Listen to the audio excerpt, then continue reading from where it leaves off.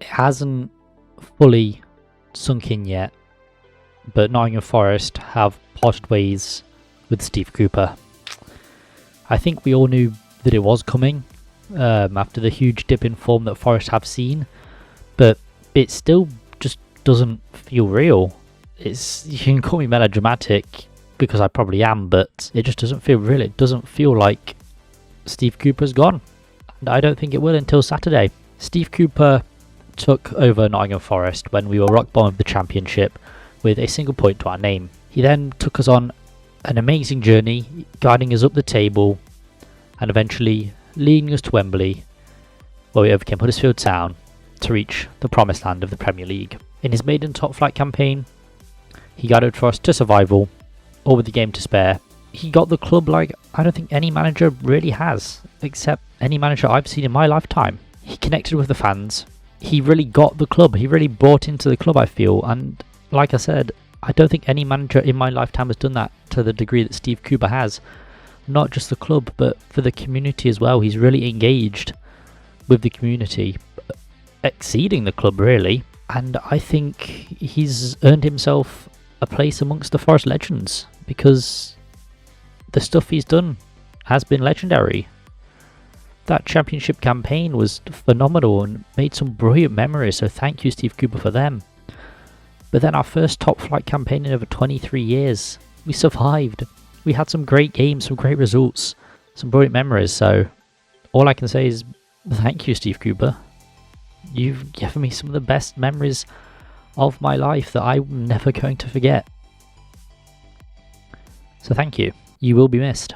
After a run of 1 win in 13 games, Steve Cooper has been relieved of his duties at Nottingham Forest. There was that shock win over Aston Villa, but since then, Forest have not really looked at the races, and it was clear that a managerial change was bound to happen at some point. I'm going to be real, I didn't expect the trigger to be pulled so soon. We were hearing reports that he was going to be given till after Christmas, but there's a shocking U-turn quite recently, and that's seen Steve Cooper leave the club. It does make sense that something had to change, because as much as we love the man, we were not doing well. 1 win in 13 games, so slide from 13th in the table all the way down to just above the relegation zone, a 5-point gap between us and Luton Town. So it makes sense that something had to change. I do think it's unfair to pin this solely on him, as much as he insisted otherwise, because football is a results business, and as our dreadful run went on and on, Cooper's position became more and more untenable, but that's not solely down to him. The club has been hit with a very important absentee, a very big injury in the form of Taiwo Awoniyi. Without him, we don't really show anything in attack, and that doesn't help that the keepers we have aren't great either. But at the end of the day, Steve Cooper is gone. No matter how much the players got behind him and supported him, because I know a lot of players did, he's gone. Because football, at the end of the day, is a results business, and it's just brutal out there, especially in the top flight. I can't lie though, because some of the football that Forest played in Cooper's last games in charge were absolutely dreadful. Sitting back, offering nothing in attack, and just not really doing anything. That's what frustrates me most about Steve Cooper, because we started the season really well. We were hitting him on the counter, shocking teams, and grabbing some big goals. But then we just switched off. Partway through this season, we've just stopped doing that. And I don't know why, because it was very successful. We beat Chelsea. We scored 2 against Manchester United in like the first 10 minutes at Old Trafford. Like, these things we would not have even conceived of doing last season, let alone in the Championship. And here we are. We did those things. And yet, for whatever reason, we just stopped playing like that. And that led to the position we're in now. So it does make sense why Cooper had to go. But it doesn't change the fact that it's a sad dismissal, because he was a brilliant man. And yeah, he's new to top flight management, but I thought he was a good manager as well. Whatever happens, I'm sure he will always be welcomed back in Nottingham, and I'm sure he'll never have to buy a pint in the city again, because What a man. He gave us some brilliant memories. Looking on to the future, and it looks like Nuno Espirito Santo is going to be the new Forest manager. To much controversy as well. So yeah, recently came out that Nuno Espirito Santo was pretty much all but confirmed to be the new Forest manager. I think all this information came out today as I'm recording, the Tuesday the 19th of December. I remember reading Nuno, but shock out of nowhere to be the next Forest boss, and then next thing you know, Steve Cooper has left the club. Personally, not my first choice. In fact, he didn't even come into my thinking because there were a lot of good managers available, namely Potter, Glasner, even Lopetegui, who, while I'm personally not a fan of, would not have been the worst appointment. Personally, I was Team Potter. I think I made that pretty clear. I thought he'd be a great fit for Nottingham Forest, but we didn't even bother interviewing him, so what do I know? What makes it sting a bit more is that Glasner reportedly wanted the Forest job. Like, we interviewed him, he was open to taking the job, but for some reason those at the top preferred Nuno. Well, we know why they preferred Nuno. Now, it remains to be seen, but personally, I would have preferred the Austrian. Now, to be fair, Nuno is not a terrible manager. He has Premier League experience, taking Wolves from the Championship to Europe in his 4 seasons in the West Midlands. He did have that ill-fated spell at Spurs, but he did guide them to the top of the table for a bit before the fall from grace. And what concerns me most about his Spurs tenure was the fact that he really failed to create any attacking outlet. Despite having Kane and Son on the team, they didn't really have that many shots on target. So that is concerning because we don't have a striker as prolific as Kane or a player like Son on our side at the moment anyway. We have a Wanye, but don't think he's there just yet. And he's also injured. So it's an interesting one. But most recently, he had a spell in Saudi Arabia in which he won Al Ittihad their first league title in over 14 years, as well as the Saudi Super Cup. So it's not been a bad career, but the reason he's a free agent is because, well, Al Ittihad weren't performing as expected and lost to a club in Iraq. So he had to go. So it doesn't fill me with confidence, I won't lie, but I can see the good qualities in him. I can see what he's done in the past, not just in the Premier League, but obviously as we're a Premier League club, that's where I'm focusing. So he's not a terrible manager. He's not the choice I would have wanted, and I don't think he's the choice many fans wanted, to be honest, but I'm more than happy to be proven wrong because what he did at Wolves is undeniably very impressive. So if we can even replicate some of that, I'll be very happy. I'm going to give him a clean slate because at the end of the day, I do support Nottingham Forest. As much as I love Steve Cooper, Nuno does deserve our support as well. He didn't force Cooper out of a job. It's going to feel weird not singing Cooper's name around the stands, but unfortunately, that's a change we're going to have to get used to. Now, on stats and on managerial career alone, he is an upgrade on Steve Cooper, but Cooper had that real special connection with the fans, and personally, I don't see Nuno replicating that.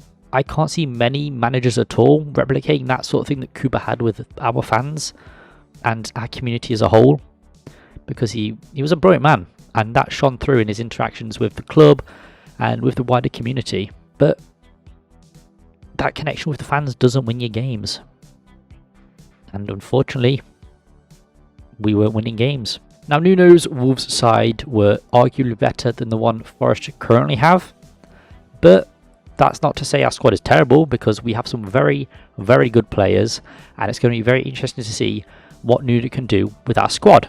Now, I know there was a bit of tension, shall we say, between Nuno and Morgan Gibbs-White while he was still at Wolverhampton Wanderers, but they've both grown since then, so I hope they can put any animosity behind them and really work for the greater good of the club. I know Gibbs-White loved Steve Cooper.